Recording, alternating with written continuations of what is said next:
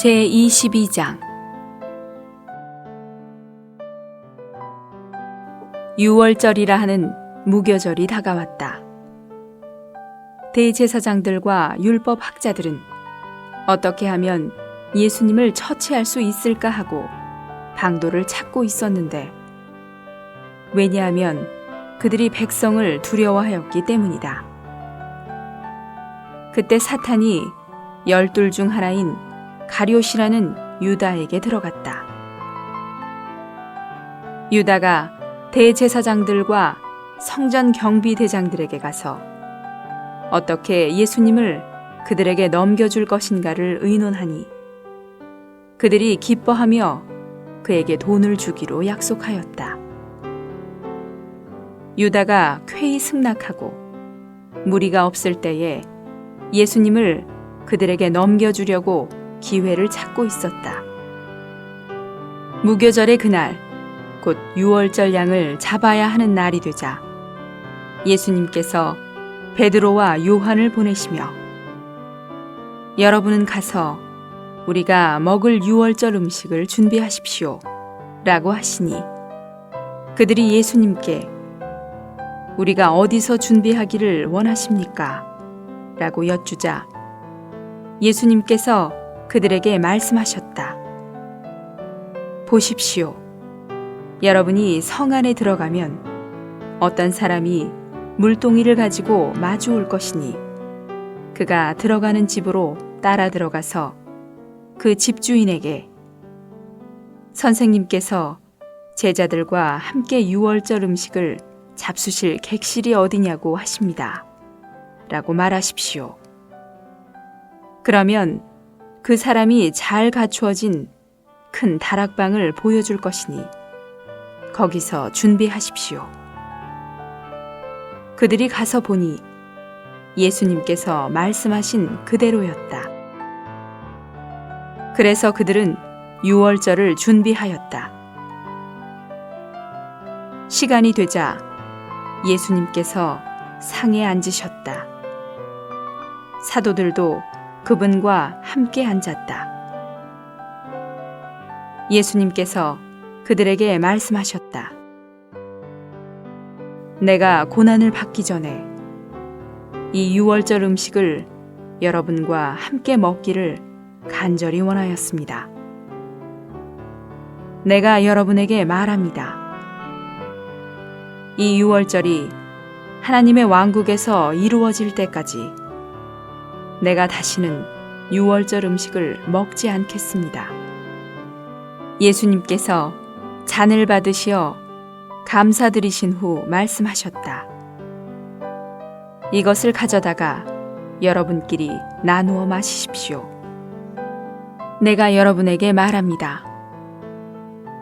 내가 이제부터 하나님의 왕국이 올 때까지 포도나무에서 난 것을 결코 마시지 않겠습니다. 예수님께서 또 떡을 가지시어 감사드리시고 떼시어 제자들에게 주시며, 이것은 여러분을 위하여 주는 나의 몸입니다. 이것을 행하여 나를 기념하십시오 라고 하시고, 저녁을 드신 후에 같은 방식으로 잔을 가지시고 말씀하셨다. 이 잔은 여러분을 위하여 쏟는 나의 피로 세우는 새 언약입니다. 그러나 보십시오. 나를 배반하는 사람의 손이 나와 함께 상 위에 있습니다. 사람의 아들은 정해진 대로 가겠지만 사람의 아들을 배반하는 그 사람에게는 화가 있습니다. 그러자 제자들은 자기들 중에 이런 짓을 하려는 자가 누구일까 하며 서로 묻기 시작하였다. 또한 제자들 가운데서 누구를 가장 큰 사람으로 여길 것이냐 하는 문제로 그들 사이에 말다툼이 생기자 예수님께서 그들에게 말씀하셨다. 이방인의 왕들은 백성 위에 군림하고 백성에게 권세를 부리는 사람들은 은인으로 불리지만 여러분은 그래서는 안 됩니다. 오히려 여러분 중에 가장 큰 사람은 가장 어린 사람처럼 되어야 하고, 인도하는 사람은 섬기는 사람처럼 되어야 합니다. 누가 더 큽니까? 상에 앉아 있는 사람입니까? 섬기는 사람입니까? 상에 앉아 있는 사람이 아니겠습니까? 그러나 나는 섬기는 사람으로 여러분 가운데 있습니다. 여러분은 내가 여러 시련을 겪는 동안 나와 함께 견디어온 사람들이니, 내 아버지께서 왕국을 나에게 맡기신 것 같이 나도 여러분에게 왕국을 맡깁니다. 여러분은 나의 왕국에서 나의 상에 앉아 먹고 마실 것이며, 보좌에 앉아 이스라엘의 12지파를 심판하게 될 것입니다. 시몬이여, 시몬이여, 보십시오. 사탄이 여러분을 소유하려고 여러분을 밀처럼 체질하겠다고 요구하였으나, 그대가 믿음을 잃지 않도록 내가 그대를 위하여 간구하였으니, 그대가 다시 돌아오거든 그대의 형제들을 견고하게 하십시오. 베드로가 예수님께, 주님, 나는 주님과 함께 감옥에라도 가고 죽기까지도 할 준비가 되어 있습니다. 라고 하자 예수님께서 말씀하셨다. 베드로여, 내가 그대에게 말합니다. 오늘 닭이 울기 전에 그대가 나를 모른다고 3번 부인할 것입니다.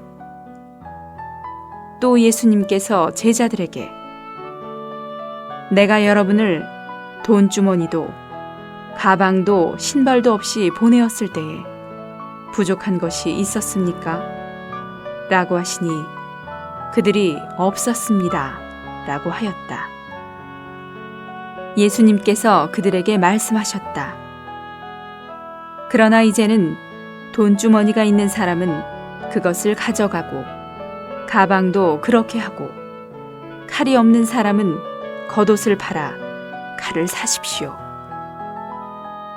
내가 여러분에게 말합니다. 성경에 그가 불법자들과 함께 다루어졌다 라고 기록된 이 말씀이 나에게서 반드시 이루어져야 합니다. 과연 나에 관한 기록이 이루어지고 있습니다. 그러자 제자들이, 주님 보십시오. 여기 칼 2자루가 있습니다. 라고 말하니 예수님께서 충분합니다. 라고 말씀하셨다. 예수님께서 밖으로 나가시어 늘 하시던 대로 올리브 산으로 가시니 제자들도 따라갔다. 예수님께서 그곳에 도착하시어 제자들에게 유혹에 빠지지 않도록 기도하십시오. 라고 하시고 그들을 떠나셔서 돌을 던지면 닿을 만한 거리에 가시어 무릎을 꿇고 기도하셨다. 아버지께서 원하신다면 이 잔을 나에게서 거두어 주십시오. 그러나 나의 뜻이 아니라 아버지의 뜻이 이루어지도록 하십시오. 그러자 하늘에서 한 천사가 예수님께 나타나 힘을 북돋아 드렸다. 예수님께서 고뇌에 쌓이셔 더욱 간절히 기도하시니 땀이 큰 핏방울같이 되어 땅에 떨어졌다. 기도를 마치고 일어나시어 제자들에게 가셔서 그들이 슬퍼하다가 잠든 것을 보시고 제자들에게 말씀하셨다. 왜 자고 있습니까? 유혹에 빠지지 않도록 일어나서 기도하십시오. 예수님께서 아직 말씀하고 계실 때에 보아라, 한 무리가 왔는데 12 가운데 하나인 유다라는 사람이 앞장서서 왔다. 그가 예수님께 가까이 와서 입 맞추려고 하자 예수님께서 그에게 말씀하셨다. 유다여, 그대가 입맞춤으로 사람의 아들을 배반합니까? 그분 주위에 있던 사람들이 일어날 일을 알아채고, 주님, 우리가 칼로 쳐도 되겠습니까? 라고 하며 그들 가운데 한 사람이 대제사장의 노예를 쳐서 그의 오른쪽 귀를 잘라버리니 예수님께서 그들이 이렇게까지 하도록 놔두십시오 라고 하시고는 그의 귀를 만지시어 고쳐주셨다. 예수님께서 자기를 잡으러 온 대제사장들과 성전 경비대장들과 장로들에게 말씀하셨다. 여러분이 강도에게 하듯이 칼과 몽둥이를 가지고 나왔습니까? 내가 날마다 여러분과 함께 성전에 있었으나 여러분은 나에게 손을 대지 않았습니다. 그러나 지금은 여러분의 때요, 어둠이 권세를 부리는 때입니다. 그러자 그들이 예수님을 붙잡아 대제사장의 집으로 끌고 갔다. 베드로는 멀찍이 떨어져 뒤따라갔다. 사람들이 안뜰 한가운데 불을 피워놓고 함께 앉아 있었는데 베드로도 그들 틈에 끼어 앉아 있었다. 그런데 어떤 여종이 불빛을 향하여 앉아 있는 베드로를 보자 그를 유심히 들여다보며 이 사람도 그와 함께 있었어요 라고 하니 베드로가 부인하여 말하였다. 이보시오, 나는 그 사람을 알지 못하오. 잠시 후에 다른 사람이 베드로를 보고 그대도 그들과 한패요 라고 하자 베드로가 말하였다. 이보시오, 나는 아니오. 1시간쯤 지난 후 또 한 사람이 장담하며 말하였다. 이 사람도 갈릴리 사람이니 틀림없이 그와 함께 있었소. 그러나 베드로가 말하였다. 이보시오, 나는 그대가 무슨 말을 하고 있는지 모르겠소. 바로 그때 그가 아직 말하고 있는 동안 닭이 울었다. 주님께서 몸을 돌이키시어 베드로를 바라보시니 베드로는 오늘 닭이 울기 전에 그대가 3번 나를 부인할 것입니다 라고 자기에게 하신 주님의 말씀이 기억나서 밖으로 나가 슬피 울었다. 예수님을 지키던 사람들이 그분을 조롱하고 때리며 눈을 가리고 예수님께 물었다. 알아맞혀 보아라. 너를 때린 사람이 누구냐? 그들은 그 밖에도 많은 말로 예수님을 모독하였다. 날이 밝자 백성의 장로단, 곧 대제사장들과 율법학자들이 소집되었다. 그들은 예수님을 그 공회로 끌어내어 그대가 그리스도라면 우리에게 그렇다고 말하시오 라고 하니 예수님께서 그들에게 말씀하셨다. 내가 말할지라도 여러분이 결코 믿지 않을 것이며 내가 물을지라도 여러분이 결코 대답하지 않을 것입니다. 그러나 이제부터 사람의 아들이 큰 능력이 있으신 하나님의 오른편에 앉을 것입니다. 그들 모두가 그러면 그대가 하나님의 아들이요? 라고 하니 예수님께서 그들에게 여러분이 올바르게 말하고 있습니다. 나는 이다입니다. 라고 하시자 그들이 말하였다. 우리에게 더 이상 무슨 증언이 필요하겠소?